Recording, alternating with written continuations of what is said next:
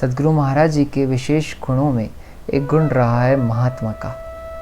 मनसी एकम वचसी एकम कर्मणि एकम महात्मा नाम, मनसी अन्यत वचसी अन्यत कर्मणि अन्यत दुरात्मा नाम। जी हाँ, जिसके मन में एक बात है, जुबान पर एक दूसरी बात है और कर्मों में तीसरी बात है, उसे कहते हैं दुरात्मा नाम। वो जीव अच्छा नहीं है जो अलग अलग चेहरे बनाता है। आजकल हम देखते हैं लोग अपने फ़ायदे के लिए, अपने मुनाफे के लिए, अपने किसी इच्छा के लिए, अपने किसी ज़रूरत के लिए, अपने किसी भय के लिए अलग अलग चेहरे बनाते हैं। एक व्यक्ति के सामने वो कितने अलग चेहरे बना सकते हैं, देख के हमें आश्चर्य होता है। मेरे सामने मेरी अच्छाई करेंगे, तुम बहुत अच्छे हो, तुम अपना ध्यान दो, तुम जल्दी ठीक हो जाओ, और मेरे पीछे 10 लोगों से मेरी बुराइयां करेंगे। मतलब जुबान पे तो एक है उनके, पर मन में पता नहीं क्या है और कर्मों में तो कुछ और ही है।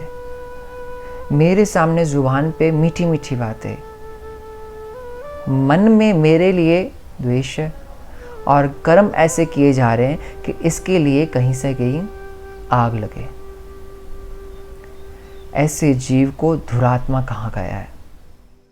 वो संत, वो योगी जिसके मन में एक है, मन में है केवल राम, जुबान पे भी केवल राम है और कर्म भी ऐसे हैं जो राम से मिलकर एक कराए, ऐसे योगियों को महात्मा कहा जाता है। हम सद्गुरु महाराज के दिन मना रहे। सद्गुरु महाराज जी का ये विशेष गुण रहा हमेशा से, जो उनके मन में था वही उनके जुबान पे था और जो जुबान पे था वही उनके कर्मों में रहा। उन्होंने अपने कर्मों में हमें आत्मज्ञान करके दिखाया। मन में उनके आत्मज्ञान था, ज़ुबान से प्रवचनों में, सत्संगों में उन्होंने आत्मज्ञान का ज्ञान हमें दिया और कर्मों के द्वारा वो आत्मज्ञान हमें करके दिखाया। मन और इंद्रियों को कैसे संयम किया जाता है वो उनके जीवन से, उनके जीवन चरित्र से हमें अति शीघ्रता से पता चल सकता है।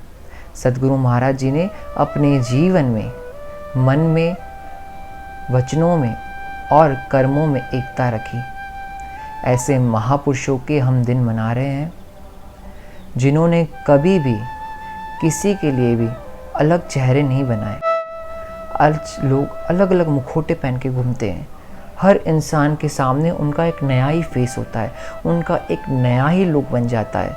ऐसे अलग लुक वाले लोग पता नहीं किसको धोखा देते हैं। हमें लगता है कि वो किसी और को चीट कर रहे हैं अलग अलग फेसेस पहन के, लेकिन रियलिटी सच ये है कि वो अपने आप को चीट कर रहे हैं, अपने मन को रोक रहे हैं। उनका विवेक उन्हें खाता नहीं है, उनका विवेक जागृत नहीं है, उनका विवेक ख़त्म हो चुका है। और ये बड़े दुख की बात है कि इतने फेसेस वाले इंसानों को उनका विवेक उन्हें टोकता नहीं है। ऐसे इंसानों को सोचना चाहिए कि वो किस रास्ते पे जा रहे हैं। सद्गुरु महाराज जी ने अपने जीवन काल में विवेक से सब काम में एकता रखी। जो मन में था वही उन्होंने कर्मों पे रखा। ऐसे गुरु महाराज के हम दिन मना रहे, हम भी उनकी तरह चले तो हमारा कल्याण होगा। सतनाम साखी।